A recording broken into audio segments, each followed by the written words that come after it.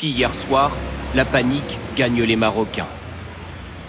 Ils fuient, mais pour aller où? Car même dans les rues, plus aucun endroit n'est sûr. Il était 23h13 heure locale, minuit 13 en France. Certains prolongeaient la soirée au restaurant, comme ici à Marrakech. Quelques instants d'incrédulité, puis un choc immense. Au milieu de ces rues envahies de poussière, celle des bâtiments devenus des ruines.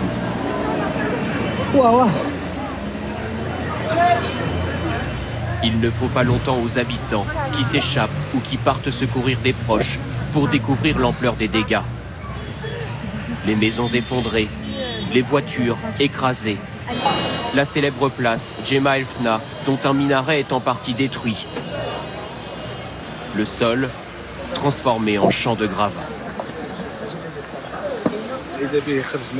Après notre dîner, je me baladais avec ma femme dans la rue et nous avons senti un tremblement sous nos pieds. Ma femme a cru que c'était un hélicoptère ou quelque chose du genre. Moi, je lui ai dit que c'était un tremblement. Soudain, les gens couraient dans tous les sens, dans les rues.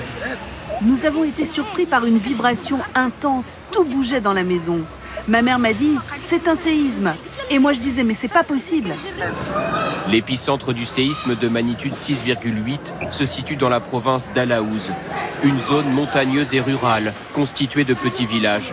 Mais sur des dizaines de kilomètres, des villes de taille plus importante sont également touchées, comme Marrakech et Ouarzazate, appréciées des touristes.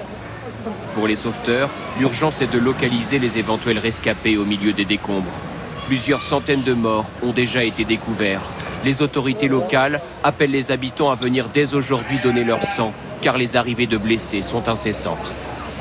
Ce matin, nous avons pu joindre certains des nombreux Français expatriés ou en vacances au Maroc, qui ont eux aussi vécu ce séisme. Je suis tombé du lit et j'ai compris qu'il se passait quelque chose d'anormal et de surréaliste. Et j'ai rampé parce que j'arrivais pas à me tenir debout, c'était très compliqué. Je me suis dit, ça y est, c'est terminé, c'est en train de s'effondrer, ça tombe en ruine et ça tombe sur nous. Et en fait, au final, je pense pas que ça a duré très longtemps, la secousse. On a réussi à sortir, j'étais tremblante, je le suis toujours autant en parlant. Plusieurs pays, dont la France, expriment ce matin leur solidarité avec le Maroc et lui proposent de l'aide pour les sinistrés et les opérations de recherche.